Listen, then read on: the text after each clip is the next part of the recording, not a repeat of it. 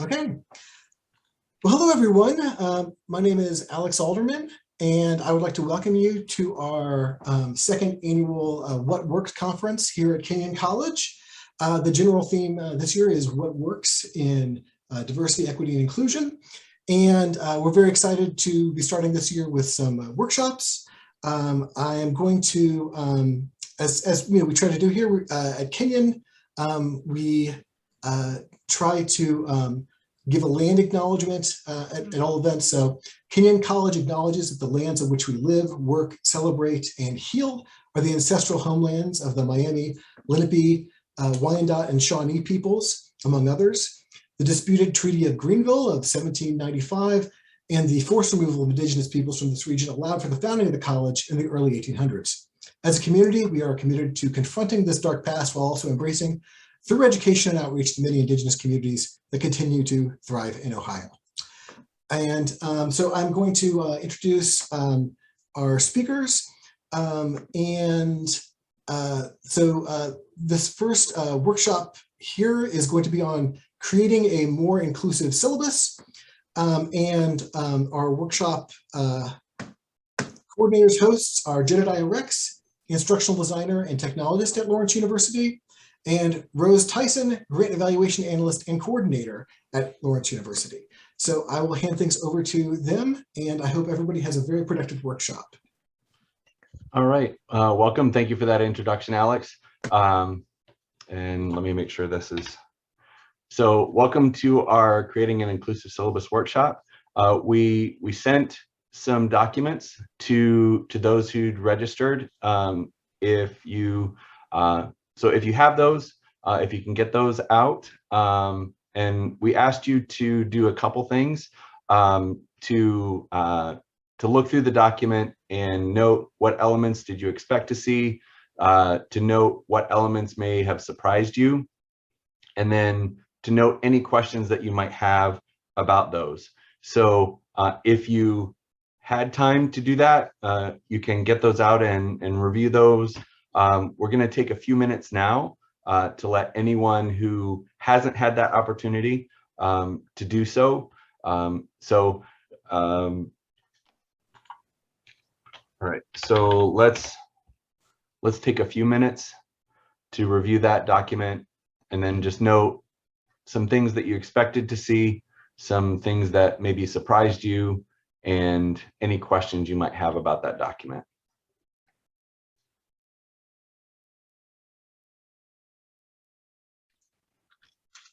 All right, well, how about we formally start now? Yes. So. Okay, welcome. We're so glad you're here. We're so glad you're here today. Thank you for choosing this workshop. My name is Rose Theisen. I have a background in chemistry and chemical education research, and I have a passion for teaching and learning in higher ed.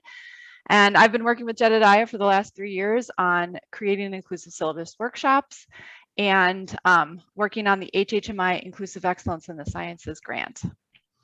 And I'm Jedidiah Rex, instructional designer and technologist. I've been at Lawrence since 2018, and in my role, I support faculty in course and assignment design, as well as some other technology tools and things like our LMS. So thank you and welcome. We had a question in the chat if this is something that people can share, and I would say yes. Please do include the citation if you would. But other than that, yes, please feel free to share. Okay, next slide. Okay, so those are our introductions, and we'd like to hear from you. We'd like to do this in the chat if that works for you all. If you could put in your name, your institution, you could even change your rename yourself with your institution in your title on the Zoom if you'd like. So put your name, institution, discipline if you want, and why you chose this workshop. Let's do that in the chat right now. I'll do it too. We want to hear from you during this workshop, so please use the chat, and we'll have a few points during the whole workshop where we can talk to each other and to use the chat function. So we want to hear from you. Next slide. Yeah. So inclusive design, or inclusive syllabus design rather, is part of a holistic course redesign. And syllabus design is important because the syllabus is one of the first communications that students will encounter in a course. This workshop and the approaches that we'll share are in alignment with larger work that's going on across our campus to support student success. This presentation is tilted. So we've outlined the workshop's purposes, tasks, and criteria. For those who aren't familiar, TILT stands for Transparency in Learning and Teaching. And this is a tool to increase success of students by increasing transparency in assignments. And it does this through the framework of purpose, task, and criteria. So, Rose, can you talk us through our purposes for today? Yep, thanks. All right, so we are going to use the purpose, task, criteria framework to talk about what we're going to do today. So the purpose of today's workshop is to learn about strategies and best practices for inclusive syllabus development. We're going to engage in our peers on issues of teaching and learning, and to use tools and resources to examine, evaluate, and revise one's own syllabus. So that's our purpose for today. We've done some investigation and have some recommendations for ways to make inclusive syllabus more inclusive. So we're going to share those with you today. So these are the things that we'll do today. Some of these we've already begun. We'll review and become familiar with the rubric. We'll engage in discussion with our peers around information shared in the session. And then we're going to examine our assumptions and fears about creating a more inclusive syllabus. And this is how we'll know if we're successful. So at the end of this session, you should be able to summarize the parts of an inclusive syllabus as defined by the rubric, to be able to explain to a peer why creating an inclusive syllabus is important, to be able to identify and compare positive examples of an inclusive syllabus element using the rubric, and finally, to use what you've learned from the workshop when you develop your next syllabus, and also be willing to share what you've learned with others in your department or office. So how does that sound? Good. Has anyone heard of the TILT framework before? Yes, thumbs up maybe. Cool. I put the link in the chat in case you're interested in this framework and you haven't heard of it. Great, thank you. So we really hope that this time will help you understand the importance of a syllabus and the specific approaches that we'll share. We want you to become agents of change with us. In order for this to be successful, we're asking you to be vulnerable with your peers. We want to create a mutually helpful environment. And in order to do this, we need you to be open and willing to share so that we can help each other. So thank you. Okay, so now it's time for our next activity. We have one question that we'd like to talk about as a large group in the chat. And that is, what are important elements of a syllabus? So think about your syllabus or ones that you've seen. What are just some general elements that you see on a syllabus? I can start by saying schedule. And let's put this in the chat. Good, learning objectives. Perfect, I love that. Yep, good. Yep.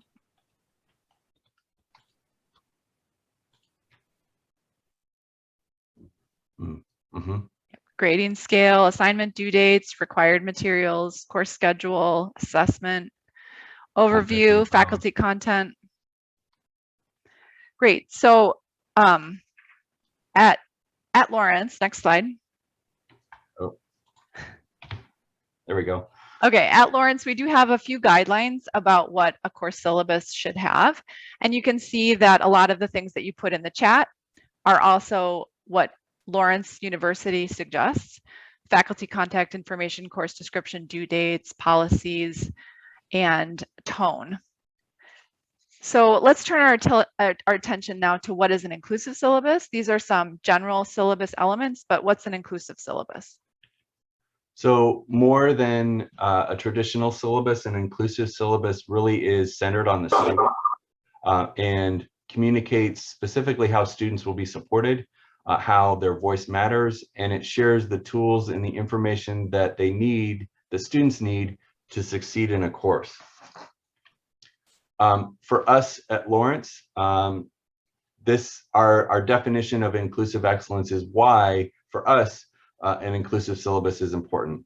And the statement highlighted in blue that says maximizes the academic, professional, and personal success of all students, faculty, and staff. This is our big why. We want to make teaching and learning better for everyone at Lawrence. And we do that by fostering a sense of belonging, individual efficacy, and engagement. And an inclusive syllabus is one piece of that. Okay, so we're on to our next activity. So we've presented some ideas for why we think this is an important thing to create an inclusive syllabus. We have this inclusive excellence statement that we all have agreed and written together, but now we'd like to make this a little bit more personal, and we'd like you to identify why you want to create an inclusive syllabus. What is your why? So we can do in the chat again. So let's do the chat. Why do you want to create an inclusive syllabus?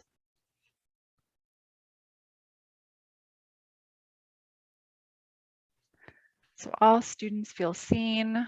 Mm-hmm. I want my students to know that I want them to be involved, so students can feel like they can succeed. Improve equity, foster a sense of belonging, student success. Oh, Jedidiah, that's yours. Create an equitable learning experience. That's good. Thanks for sharing. Sure. Yep. Mm. It reflects the bigger picture of what I'm trying to do in my course. Yep. So let's take a look at everybody's comments here on why we're here, why we want to do this. Great. Mm. Yeah, I appreciate Eric's comment about the fact that he's got group work and he wants to use the syllabus to help be one piece of helping the students to bring the best of their abilities. Another reason is to support underrepresented students like first-gen, Pell, low-income, underrepresented minority students, and that's one focus of our HHMI grant that we're working on. So I'd just like to add that. Okay, thanks for sharing. So we're going to move on to the inclusive syllabus rubric itself. Does everybody have access to that? Okay, I'm seeing heads nodding. So if you don't, just send us a message. Yes, okay. Awesome, thank you. So on the screen, we have the 6 criteria within the rubric, which are inclusive language. We prefer equitable as our first term. So equitable, diverse, and inclusive course policies. This may be referred to as DEI or DEIA in some places. 3 is measurable student-centered learning objectives, alignment, student-centered calendar or schedule, and formats. So we'd like now to circle back to the first thing that we asked you to do. Which was to review the rubric and to pull out the things that you weren't surprised to see, the things that you were surprised to see, and then any questions. And so at this point, we want to open this up for kind of a large group discussion. We invite you to unmute, to turn on your camera if you're comfortable, and to share your insights. So what are those things that you expected to see, that you did see? What are those things you're surprised to see? And what questions might you have about any of the criterion within the rubric? And I think I'll actually stop sharing for right now.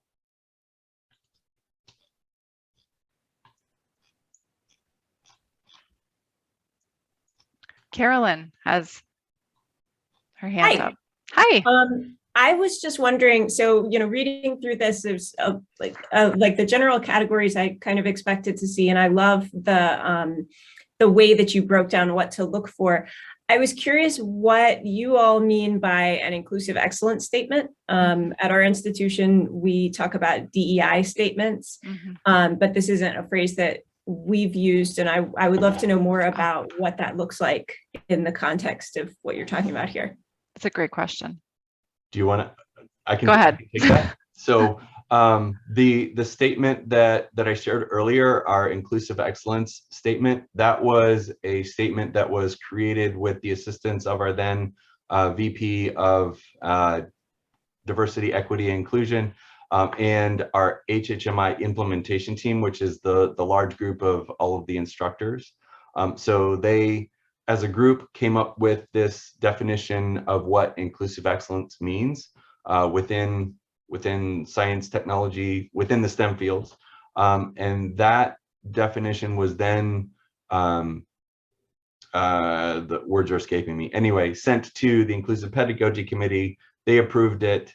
And then it was sent to faculty at large to, and was approved there. So this is, for us at Lawrence, this is a definition of what inclusive excellence means for us at our institution. And so it's, the goal of this is to create a culture where this is the goal of what our instruction should be.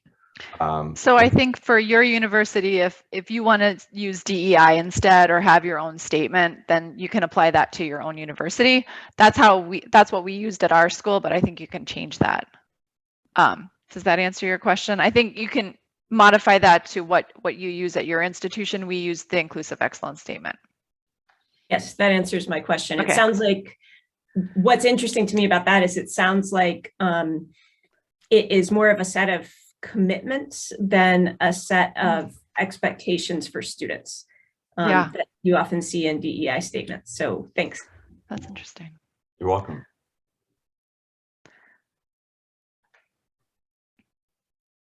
Any other thoughts or questions? Yes, Ayana? Yes, one thing, a thought question, I think it's mostly a question. It says, does the syllabus shed light on hidden curriculum? So I just didn't know what you all meant by hidden curriculum. Cool. So there are a lot of times there are things that someone who comes from, who had parents who went to college, who knows how the system works, you know, in term, they're familiar with what office hours are, they're familiar with how to get help and the different resources that are on campus. They're able to navigate their college experience in a easier way. And there are some students who don't have that same experience. And so the more that we as instructors can shed light on those things, those things being not transparent to students are what we would consider the hidden curriculum. So those are the things that aren't necessarily out in front for all students. And so the more that we can make those explicit to students that, you know, this is what office hours are, this is what they're for, this is why you should come to them.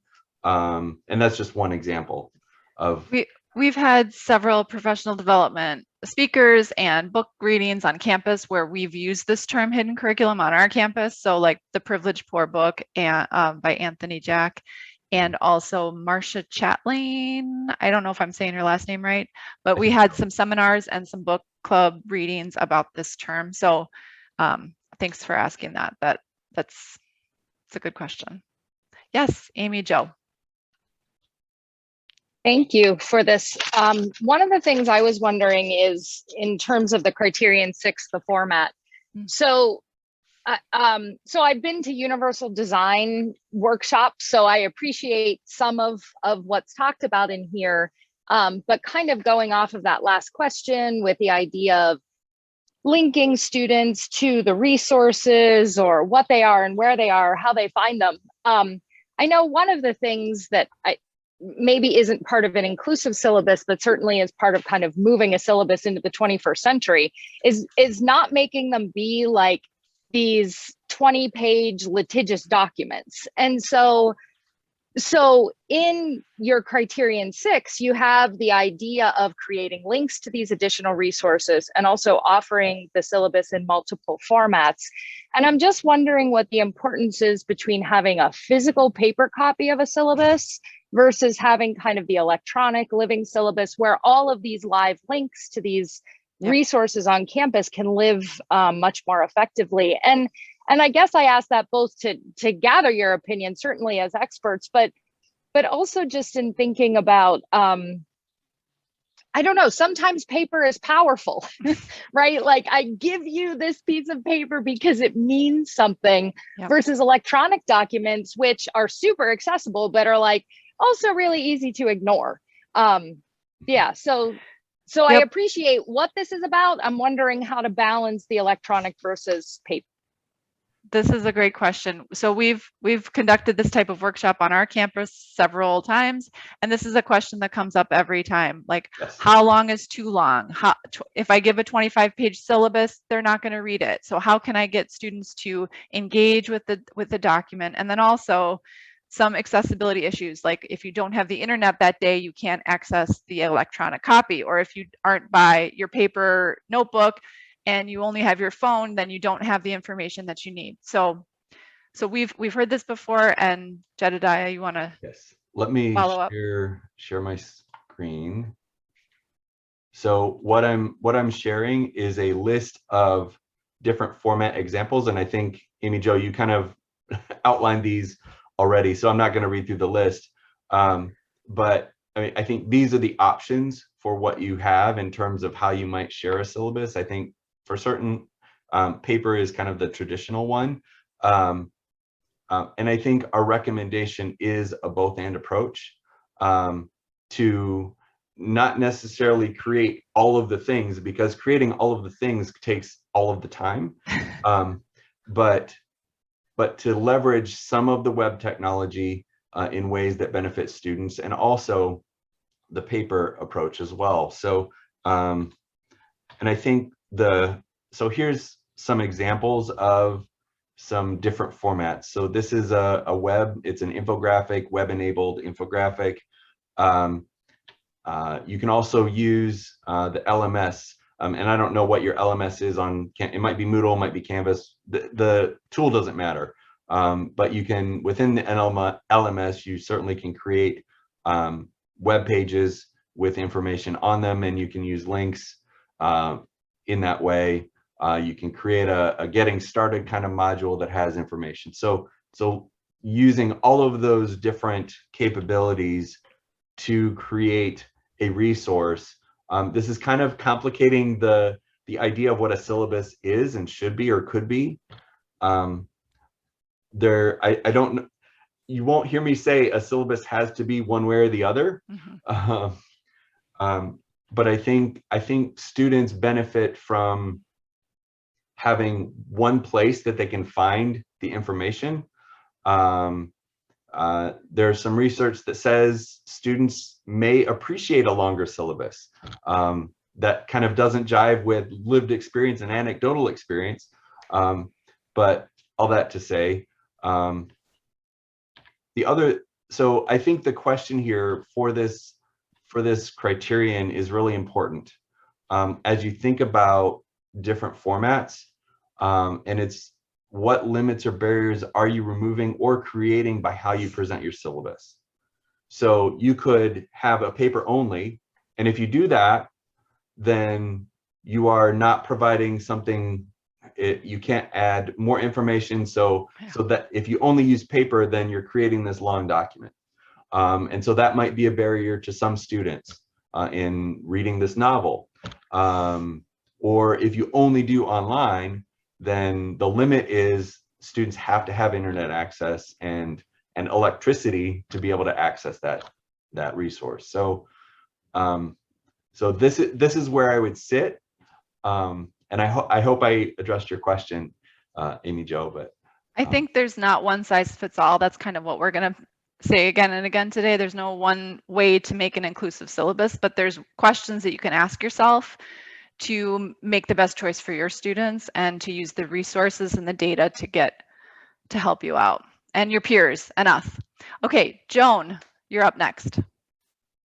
Yeah, so I think there's a much bigger issue here with technology access that both students and faculty are basically expected to have a high performance computer with them at all times, right? I mean, even for faculty, this is an issue.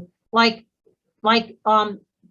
technology classrooms are being set up where, I schedule my class there and there's no computer there. I'm expected to bring my home purchased computer, which often doesn't plug in.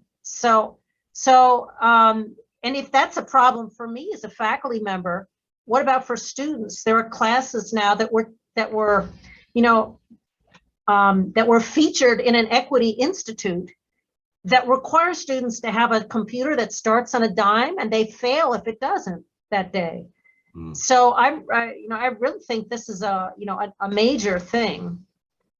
Well, yeah, and for me, that really goes back to the idea of barriers, the creation of barriers. So, and I think I don't have an easy answer, and I don't think there are easy answers, but I certainly think that that's something that as institutions, you have to look at, find colleagues in IT, find colleagues in other departments that share your passion for making the learning experience as one engaging and as honestly equitable as it can be. So, but yes, you bring up a good point.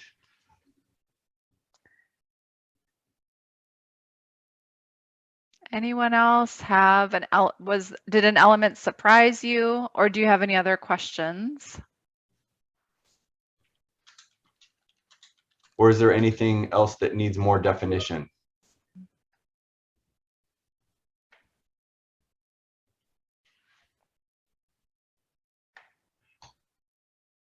Don't want to belabor anything, but I will. I do want to talk about something that, as we've done this before, is a common topic, and that is the Edi statements. So let me get that up here real quick.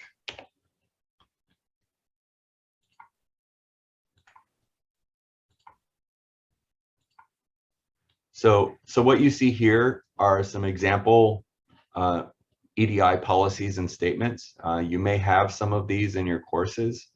Some of them could be more hot topics than others. And I guess to shortcut, our thoughts about these are that we're not recommending that you have all of these, but really, again, our focus is on students. And so thinking about your students, choose those policies that will meet the needs of the students that you have. And some of these may be more appropriate for an intro level course. Some of them may be more appropriate for an upper level course. But it really depends on your students. Yes, I question. see a hand. Every time I have to find the mic. You may have said this earlier. You're putting the slides up. Are they going to be accessible at some point, or do I have to furiously take notes? No, we will share the slides. Okay, thank you. You're welcome. Okay. All right. Well, why don't we move on now? Let me get back to I can't remember. Maybe See. 20, slide 20, maybe. Let me guess. Hey. Perfect. Perfect. Good job. Okay, so we've heard from you about your thoughts about the rubric and inclusive syllabi and the elements. So what we're going to do now is practice with what we've learned so far. We have 3 multiple choice questions that are about the inclusive syllabus elements. And we'd like to have you put up a hand signal, next slide, about is it A, is it B, or is it C? You don't have to get this right. We're just going to practice. A, B, or C. C is the easiest one for me to remember. Okay, are you ready? Next slide. the first question is, we're going to ask you to identify the most inclusive statement of the next 3 statements. So take a look. What's the most inclusive statement?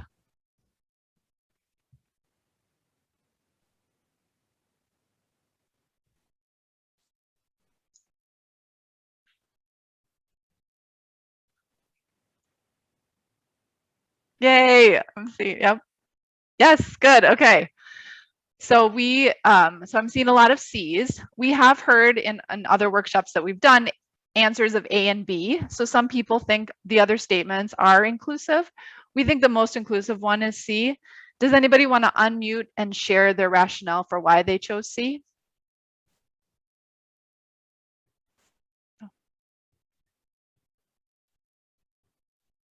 Jedidiah, do you want to say why you chose C? So for me, the C statement encourages effort by acknowledging the challenging nature of the course, but also that it states that the students can succeed. So for me, that statement encourages effort and also shares the resources that are available to the students and where they can find them. And this question hits on tone, which is the first element of the rubric. Inclusive tone is important to have a warm tone. I think C kind of has a warm tone where A has more of a cold tone. And so inclusive tone is one of the elements of the inclusive syllabus rubric. Any questions? Should we move on to the next one? Are you ready? Okay. Identify the most student-centered learning outcome. So A, B, or C. Let's go to the next slide.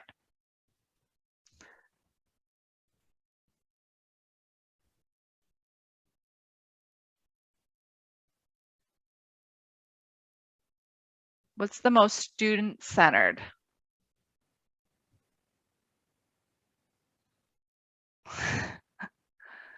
Is this a little bit more tricky? Okay. Does anybody want to unmute and share why? I saw different hand signs that time. Yeah. Mm-hmm.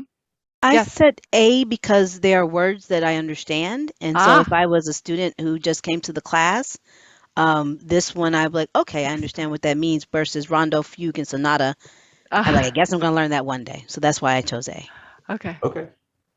And I think having that's an important point, that using language that is accessible, that is easily understandable is important. Any other thoughts about why you chose what you chose? Joan? Because A means that you can explain it to someone else, which is kind of the finer thing, that if you really understand something, you can explain it to someone else. Okay. Did anyone choose C? I did. Okay. Can you tell me why? Put up my hand, but I did. Because when I read A, I read the phrase exercise modalities, and I think, what would I think that was if I was a freshman? And that's a little bit tricky. And then B is in specific. C reflects, okay, here are some words you might not know, but the point is we're going to define them, so don't worry. Cool. Thank you.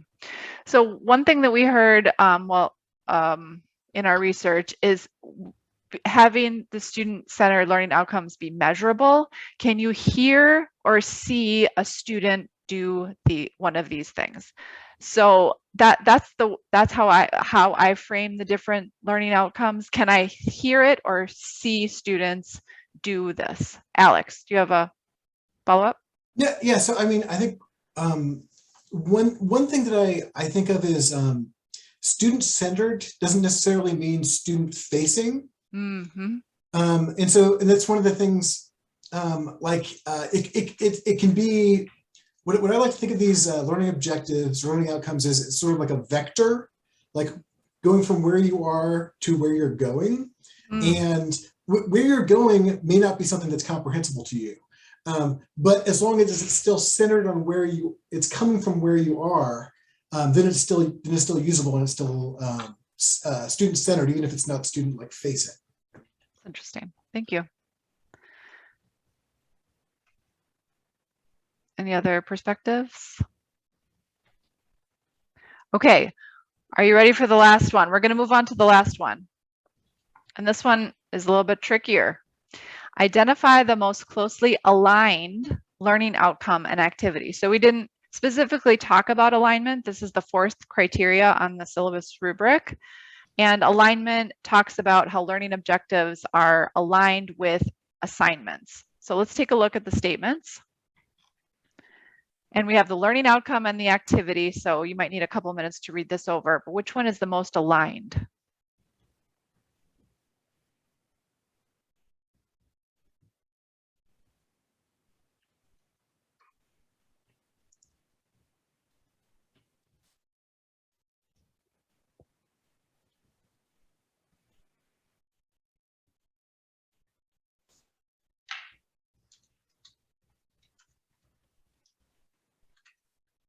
To be fair, alignment can be a more difficult thing to determine. So I'm seeing some different answers. By alignment, and I realize we didn't talk about this, it's looking at the match between what the outcome or the goal is asking the students to do and what the activity actually has the student do.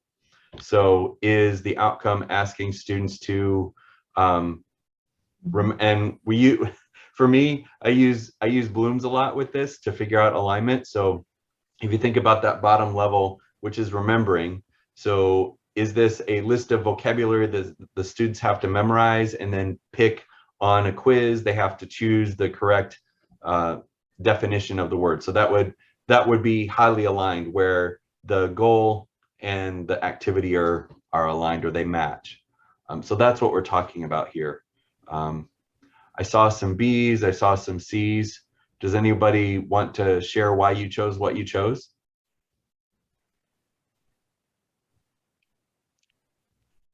I chose B in this one because because they align, because they match, in my opinion.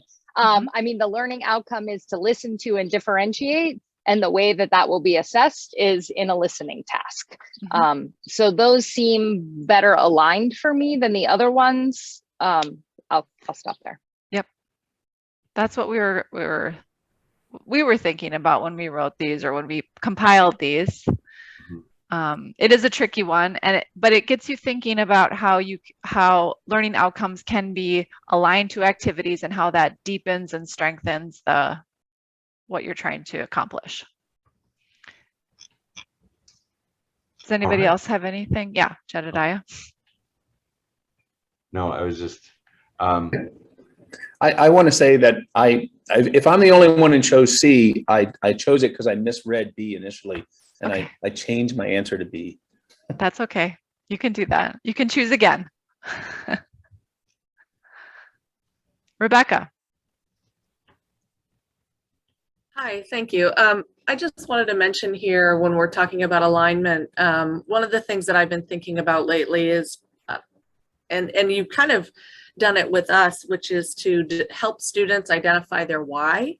And I think with this alignment piece, I think that really connects with students. Why am I doing this assignment? Why do I need to learn this? And I think another way to take this even further in the syllabus, I think, is to even potentially align some of what you're providing in this course with the student's program. So how does what I'm learning in this class help me achieve my ultimate goal? Or, I'm in this particular program. Where does this fit? So even providing, I don't know, an infographic or some kind of mental model image or something that shows how the outcomes in this course align with the bigger picture, I think can really help a student stay tracking and motivated with what they're trying to accomplish.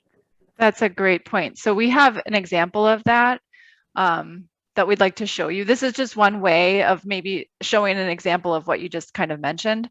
So here is something from a syllabus from a biology course here at Lawrence, where the instructor outlined the different assignments and then said which learning outcome would be evaluated. And then those learning outcomes were numbered somewhere else on the syllabus. So learning outcome 1 was to describe and explain blah, blah, blah. Learning outcome 2 was to integrate and connect the concepts. So then she aligned those outcomes with the different assignments. And you could do this different ways. Has anyone done this type of alignment in their syllabus or have any other examples? This is only one example. Yeah? Mhm. I do it with my study guides that I give for exams. So I highlight the learning objectives that are being tested on that exam. This would save me a lot of room on my study guide though. So I like this. Cool. Awesome. I will say I tend to do this on my course LMS page where each outcome is sort of tied within activities, but I have found that students don't care as much about alignment as we care about alignment. Yes. I don't think they're attentive to this. I don't think they're like, well, we only did this for LO2. So what does that mean? I don't. So I do it as a best practice, but I will say the alignment being visible, unless I tell them to care, I don't think they care as much. I'm not saying that as a dig either. I'm saying it as just, I've noticed the harder I work, the less they seem to notice. So that's one benefit of me putting it on my study guide, because they care about that study guide because it's going to help them with the exam. So it's like right there. Yeah. Amy Jo? Yeah, I was just wondering, I completely agree with that. And I wonder sometimes how much we do these things to help and the students don't get it, right? One thing that I wonder though is kind of how much the TILT framework becomes incorporated into all of your class. And then if TILT is really something that you're doing across the board, then maybe aligning assignments to learning outcomes starts to mean more to them.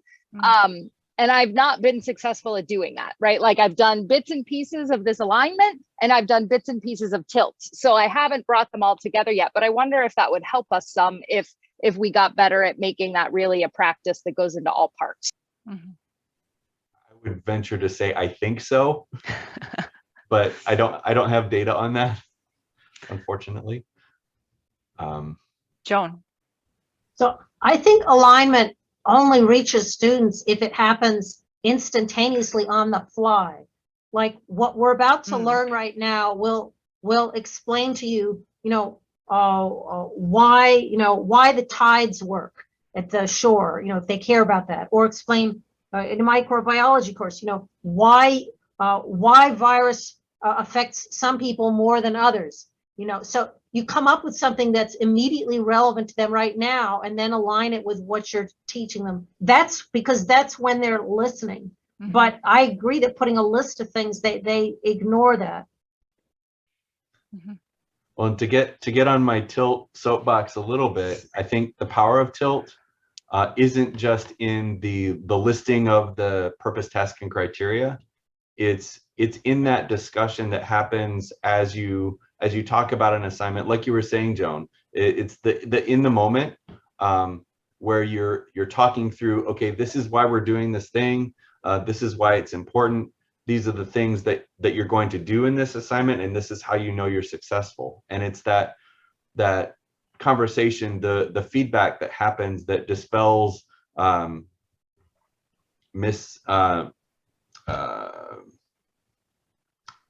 words are failing me, sorry.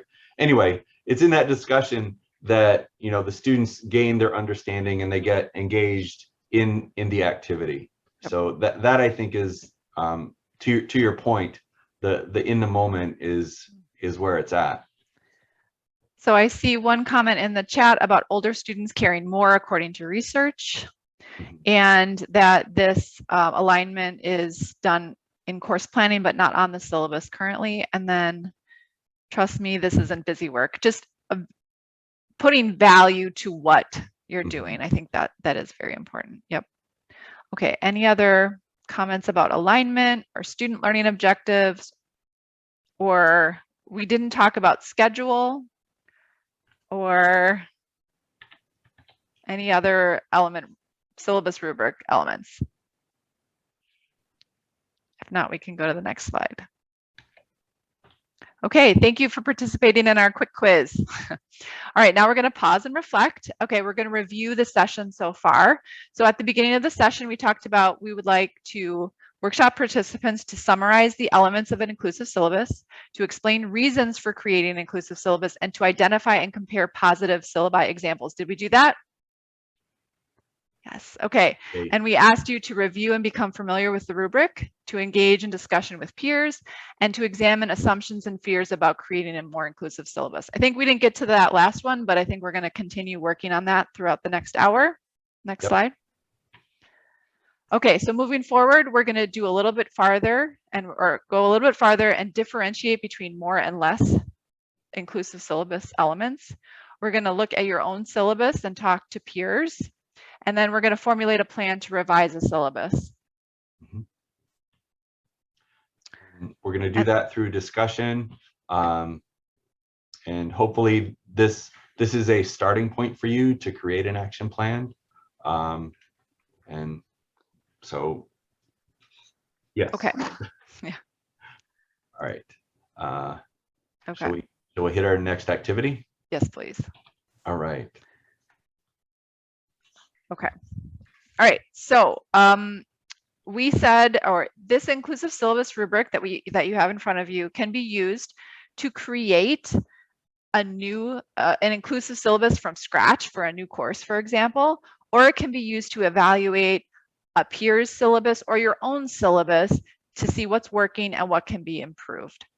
So we're going to practice this now on an example syllabus that we've created. Hopefully this link is active. So let's click on the link that Jedidiah put in the chat.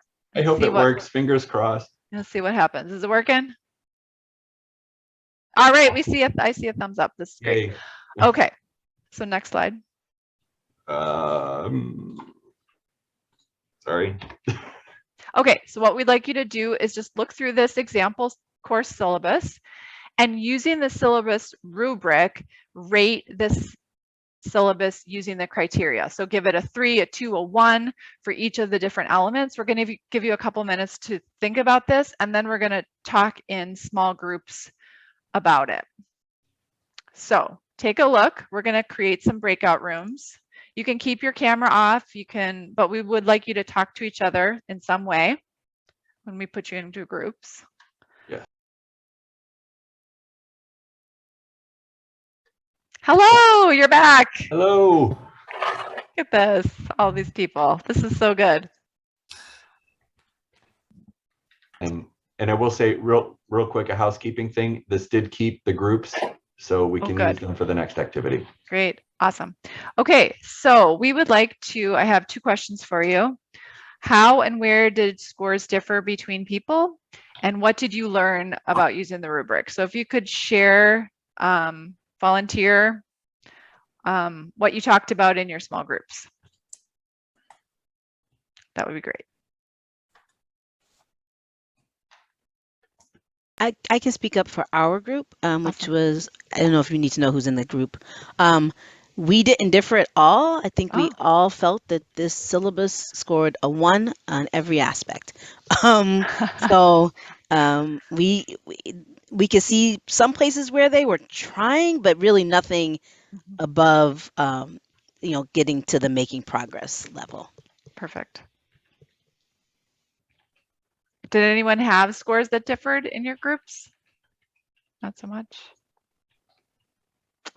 What did you learn by using this rubric? Were you able to figure out how to use it pretty quickly, or did you have some questions that you needed some help with your peers about?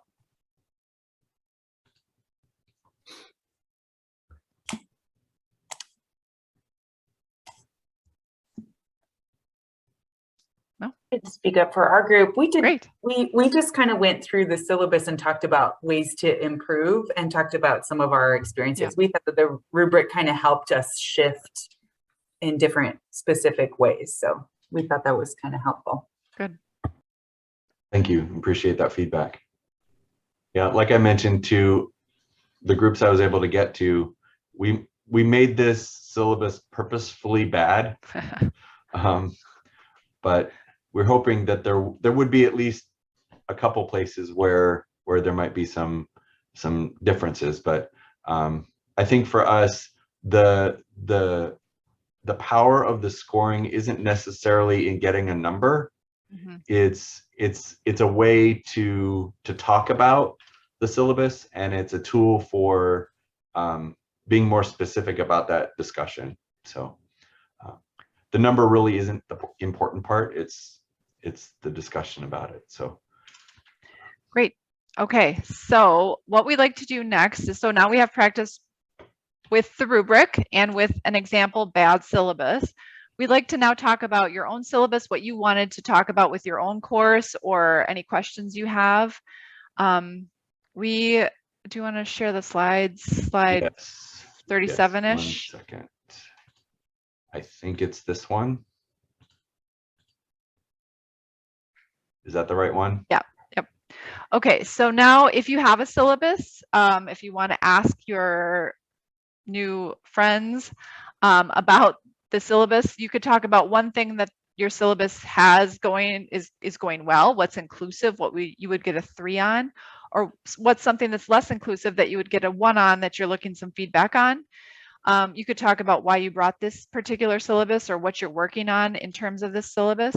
So again, we're going to break you up into groups, and we would like to talk about what you talked about in about 15 to 20 minutes. Hello, everybody. Thank you for coming back. Hi. Roofers just started working outside my window, so I am going to mute in case you can hear that or not. I'm not sure. Okay, so we'd like to hear from you about what you talked about in your breakout rooms, and what did you learn? I'll chime in if anyone doesn't object. So one of the things that I've sort of struggled with is wanting to, really extend a lot of grace to my students, but, also giving them some sort of structure as well. And that's something that was really challenging this past year, which was my first year of teaching. So Valerie and John were in my group and were very helpful in trying to, how you sort of establish, how you balance establishing that boundary, but still being cognizant that, students are going to have issues that come up. So that was very helpful for me anyway. I have a question about that for the group. In your experience, have students appreciated more structure or less structure? More? Okay. Okay. Yeah, we had a little talk about this in a workshop last week. I don't know, weeks are starting to fade. I think it was last week. And we were talking about giving the flexibility with turning things in, and they just end up doing it on the last possible day. And so they need those, they seem to need those dates just to help themselves keep organized. That certainly would align with UDL and using executive function. But so thank you for sharing your experience in that. I'd say one thing I learned in our discussion, there was good, interesting feedback on my syllabus, but talking to Michelle about thinking about, for some disciplines with accreditation, there's certain things that have to be on your syllabus, which I had never really thought about. So if we're talking about workshops on campus and I'm designing, different types of discussions on campus about this, being mindful of how much flexibility do different disciplines have, and bringing that into the discussion. Yeah, that's a great point. And there are, unfortunately, some structures that you can't you can't change. But I guess my hope would be that there would be other ways that you could share that the information that you want to in other ways. But yeah, it is important to identify those the barriers, the limits, the limitations, and the structures that we can't work around.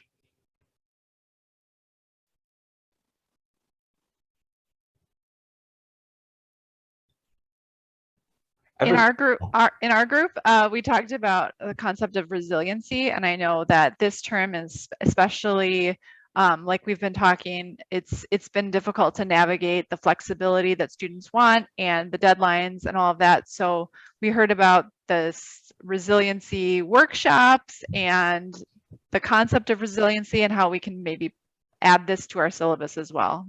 Does anybody else from my group want to jump in on that?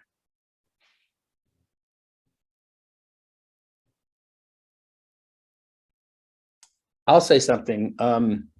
That idea kind of came up with me, and it's always been part of my teaching approach, is to give the students basic underlying skills and tools that they then can use in explaining real world situations or hypotheticals that I proposed in my, either projects or exams. And it was part of what, so that's always been part of my pedagogy. And then Kenyon, a couple of years ago, before COVID, had a sort of a movement to build resiliency among our students. I cannot precisely put my finger on exactly where that movement came from, but I feel like it should be something that we return to and try to, instill that the idea that our students not only, do we have all these support structures in place for them, and we're building support structures for faculty too, apparently. But I think it's only, can only build, can only be a positive thing if we try to bring that back into the discussion. So, okay, I don't think I'm being very good at explaining this, but I'll take anybody else's thoughts on that if you want.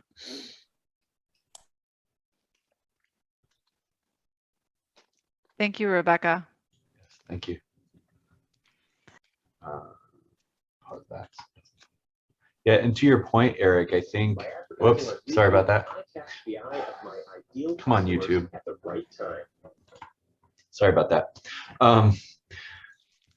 To your point, Eric, I think one of the things that we talked about in our group was the way the pandemic, I mean, it seems like students have had difficulty in using their executive function, but the pandemic has made that worse.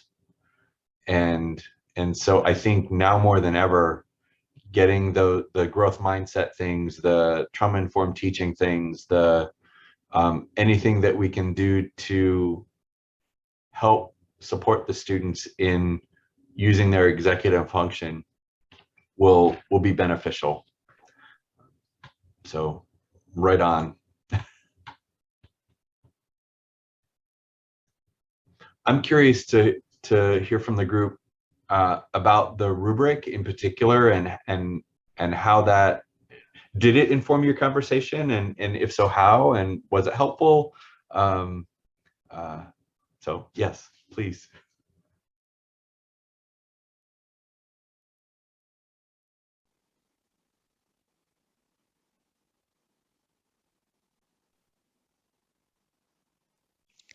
Well, I'll go. Oh, good job. So for our group, we definitely used some of the language from the rubric to talk about, like, I think I would earn a 3 in this. I think I would earn a 1 in this. So like having that, awesome, that rubric to kind of share language across, I think was super helpful. We actually tried to share screens so we could look at each other's syllabi, but that was disabled. Oh, so sorry. Oh, okay. So we ended up talking through it. But I think that idea of going through and having just that rubric language to kind of guide the conversation, and I'm sure that I took us off a little bit with my accreditation chit chat, but I do think that's an aspect that's just, it's unique to some disciplines, education. So we have a lot of masters, but it will cause us to score low on some of the sections, and there's not anything we can do about that. But I think you just put a big asterisk by that, and you just say, there's nothing we can do about this. We have to meet these masters. You have to be accredited. Move on. But thinking about a way to to kind of frame the things that we've been talking about that are required by our institutions that are legal. Like, I hate to have a section that says like, this is legal language I can't change, but I kind of feel like I need that on mine. And we talked a little bit about some of those aspects, like how do you work around some of the parameters that you can't change? Like if you're working for a large institution that says this has to be on every syllabus, you cannot change this language, make this happen. How can we communicate that to students that it is important, but that the reason that they're reading through and they have this really inclusive, warm tone, and then you get to, if you do this, we will kick you out of our school. How do we put, I don't necessarily want to put a trigger warning on there, but I kind of do, right? I kind of want to be able to say to students, these are important things, but I want you to understand that I can't change this language and make it any more inclusive. And what I do now is I put all of that in the end of my syllabus, right? I put all my stuff in the front that's much more me. And then everything else I put under a big title that says university. I put it all there. So I'm curious too, if other people have ideas about how they balance that like really clunky required legal language with the things that we just want to build, really warm community in the classroom. Can I talk now? I mean, I wasn't going to mention that directly, but at Kenyon, the provost office sends out a message every semester, and they give us not for every statement, but they'll give us typically 3 possibilities, so we can choose from among those, and we always have the ability to modify them. So I'm sorry that you have such rigid language come down from above. That's not at Ohio Wesleyan. That's at other institutions I've worked. So fair caveat, I'm at Ohio Wesleyan now. I don't have that like heavy hand, but I have worked for institutions that did. Yeah, well, I do wonder if putting it all at the back and sort of lumping, I mean, I kind of do the same thing, but if that doesn't send a message like, oh, and here's all this stuff that I'm being forced by the institution to include here. I think in my language at that first day of the class, I try to make it warm and welcoming and such. So I'd go with that. I was going to say that my wife teaches math here, and she has started giving her students her syllabus up front early on. And then probably the first day, maybe the second day of class, she has a quiz on the content. And of course, she focuses in on things that are most critical for her and the success for the students. But I do think she puts in there some of those institutional statements, and then uses that as a sort of a springboard to talk about the significance of them and why they're important. So it does come out, even in a quiz structure. Yep, we've heard of that quiz structure and telling students these are the important things, or this is what we want you to know from this syllabus. Yeah. Caroline? Thanks. In that group with Michelle and Ayana, I was one of the people who mentioned working for a massive institution. I used to teach for Ohio State, and when I taught online for them, there was so much of what my current institution calls mandatory verbatim language, or mandatory verbatim cover this, that my syllabus ran to 20 pages when normally it would have been about 8. Just thinking about how buried students get in that stuff, even if it's important information. Ayana was talking in our group about successfully using kind of a legality section, and I'm thinking, all right, how do we balance these? So I haven't tried this before, but I probably will try it this semester, expressing the principle of some of this stuff in supportive language, the way we were talking about before. Why is academic honesty important for you, and what are the things that, here's a list of what this actually means, then putting the mandatory verbatim language in the back, just so that the point is made, but in the supportive, non-legalistic way. And also the college can't come for me about not including their language. then of course that runs into the how long is too long question again, but we'll see how it goes. So thanks everybody for telling these stories. This is really helpful to me. Thanks for sharing. Yes, thank you.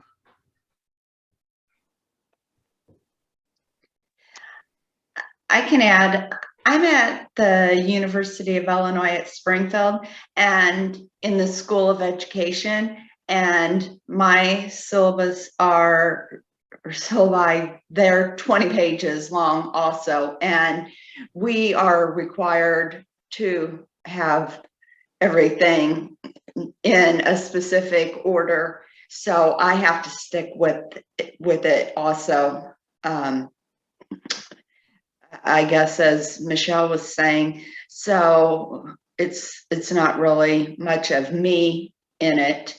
And just like the assessments have to be pretty much what the state wants. So it's kind of hard to steer off of that. Is this a place that we could look at, have that hard copy syllabus, that hard copy paper syllabus, but then also have like a Canvas LMS site where you have more of yourself? And do people do that? Yeah. Maybe, yeah. Or what about the other way around, where what you hand out in class is friendly, and then because on Canvas, it's easy to embed your legalese or link to the way that my current institution has it set up is every Canvas course comes with this table on the syllabus page. It's like, put your syllabus here, and then here's the table of the legalese with links out. And the downside there is that students never actually read the academic honesty policy, but it means you don't have to recap it. So Canvas may have ways of helping students, link out to that or skip over that by putting navigation links in your syllabus that a paper syllabus can't do, but the paper syllabus could have more of the summary. I don't know. Mm-hmm. That sounds good. Lisa, you have your hand up.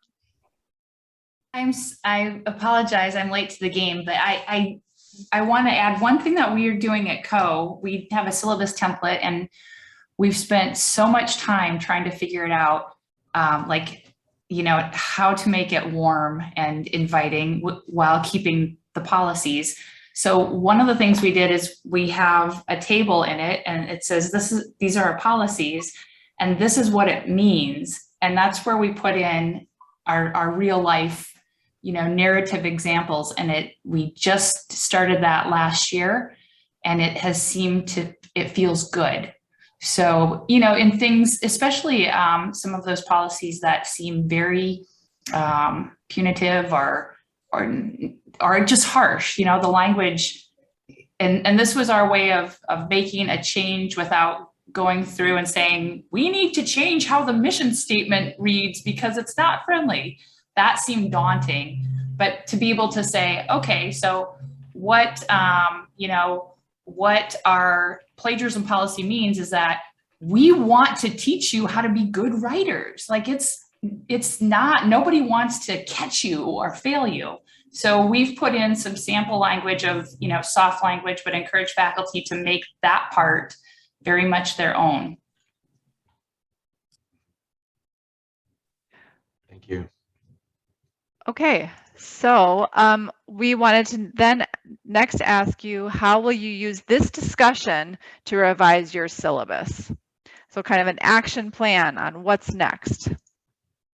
And this can be quick kind of popcorn, like I'm going to do X kind of thing. I'll start. Great. Rebecca Mills, is it Mills? She gave me the idea to design my syllabus more graphically. And when we were looking at that horrible example of a syllabus, I thought, oh my gosh, you need a table here, you need, a calendar here, you need a chart. But in her syllabus, she described it, and as a geologist and a paleontologist, I'm going to try to take the normal things that I pack into my syllabus, and I'm going to put them into a, like a mock time scale or an evolutionary diagram to sort of give the students a feel for, how this material, relates to each other and builds upon itself. So I'm excited to do that. I'm excited that you're excited. I forgot to mention there are a lot of free, I'm sure you're all aware, but things like Canva and different graphic software. There's a lot of free versions out there that you can use, and they're quite sophisticated. They actually can do all the things you want them to do. Pictochart, I think we've seen that on our Pictochart works great. I think I used that for one of my syllabi. Yeah. Yeah. I just as a one word of caution there, because what comes out of those programs might not be machine readable. Yep. You might want to have just a plain text version as well. So that's something that's like screen readable, something like that. But I think sometimes you just need two versions. Thank you. Anything else? Caroline wrote in the chat. Yep. Go ahead. I think I'm definitely going to, oh, somebody else is talking. Oh, I think I'm definitely going to look at my language. I've always been more impersonal because that's the examples I was given. Yeah. So I normally talk in very inclusive ways, but I've always been given these examples that were very third person and impersonal. So I'm going to go back through and go back into, making them more, friendly in tone and less impersonal. Great. And definitely get an EDI statement on my syllabus. I was kind of ashamed that I didn't have one. Oh. No shame. No shame. It's all iterative. Mm-hmm. Anybody else want to share?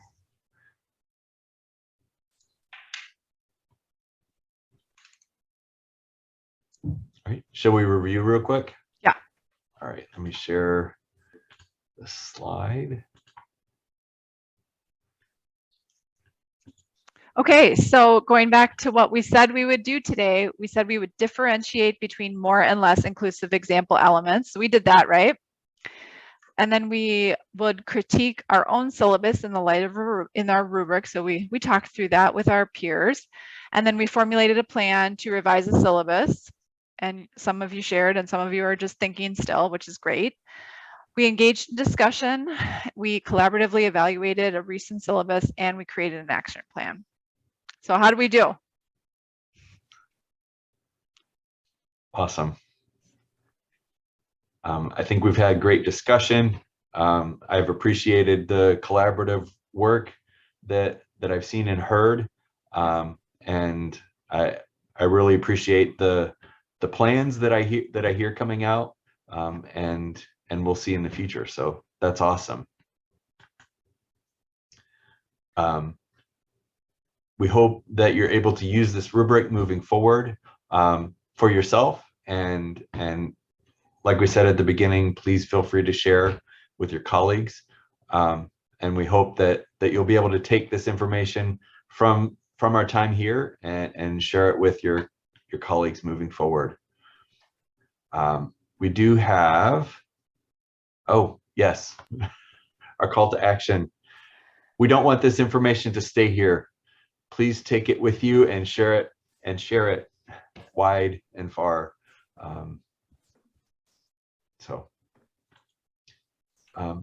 We covet your feedback, and I will put this link in the chat as well. I just popped it in there. Oh, awesome. Thank you. I won't put it in there. And then also we have the resources for the session.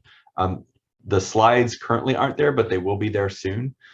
So you can hit this link and get the slides and the rubric as well. So thank you so much for your time. We appreciate your engagement, your willingness to work together, and we just want to say thank you. Yes, thank you for coming to this inclusive syllabus workshop. We enjoyed creating it and we enjoyed facilitating it, and we'd love seeing all of your faces. Thank you so much. Just contact us if you want to. And thanks so much and have a great day.